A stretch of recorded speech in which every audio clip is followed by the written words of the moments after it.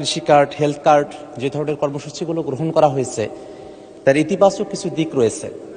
জানার বিষয় হলো যে ঠিক কতজন ব্যক্তিকে বা পরিবারকে এই কার্ডগুলোর আওতায় নিয়ে আসা হবে, তাতে কতটুকু বাজেট বরাদ্দ করা হবে এবং সেই বাজেট বরাদ্দ সমন্বয় করতে গিয়ে মূল্যস্ফীতি, মুদ্রাস্ফীতির মতো পরিবেশ পরিস্থিতি তৈরি হওয়ার মতো পরিস্থিতি তৈরি হয়, সেটার ব্যাপারে সরকারের পরিকল্পনা কি? আপনার মাধ্যমে মাননীয় প্রধানমন্ত্রীর কাছে সে ব্যাপারে জানতে চাই। মাননীয় প্রধানমন্ত্রী। ধন্যবাদ মাননীয় সংসদ সদস্য। আপনি যে প্রশ্নটি করেছেন যে কতজন মানুষের কাছে আমরা পৌঁছে দেব, তাই তো, এবং মূল্যস্ফীতি হবে কিনা, বাজেট কত, স্বাভাবিকভাবে বাজেট কত এটি আমরা আপনাদেরকে এখনই বলছি না। অর্থাৎ আমরা পর্যায়ক্রমিকভাবে জিনিসগুলোকে সামনে এগিয়ে নিয়ে যাব। আমাদের এক একটি কৃষক কার্ড এবং এক একটি ফ্যামিলি কার্ডে আমরা রেখেছি কৃষক কার্ড যারা পাবেন সেই সকল কৃষক 2,500 টাকা পাবেন বছরে, এবং ফ্যামিলি কার্ডে যারা পাবেন তারা সে সকল নারী প্রতি মাসে 2,500 টাকা পাবেন। আমরা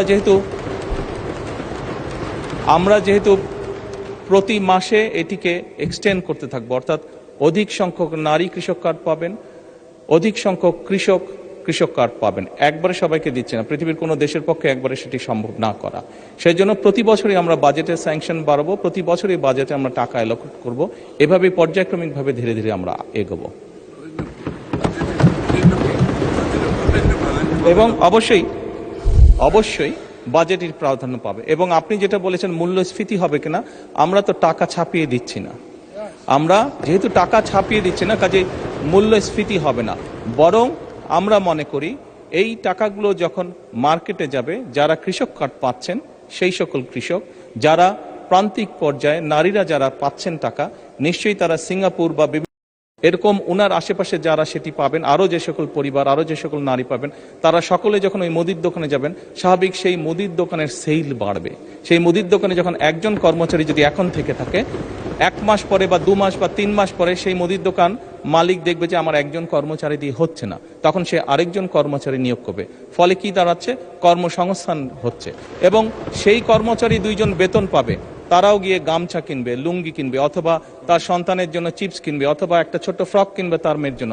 ফলে লোকাল ইকোনমি আস্তে আস্তে স্ট্রেনদেন হবে, লোকাল ইকোনমি আস্তে আস্তে বড় হবে। কাজেই মূল্যস্ফীতি হবে বলে আমরা মনে করি না, আমাদের কোনো রিসার্চে মূল্যস্ফীতি বলে না, বরং অর্থনীতি আরো সচল হবে, অর্থনীতি আরো স্ট্রেনদেন হবে। এবং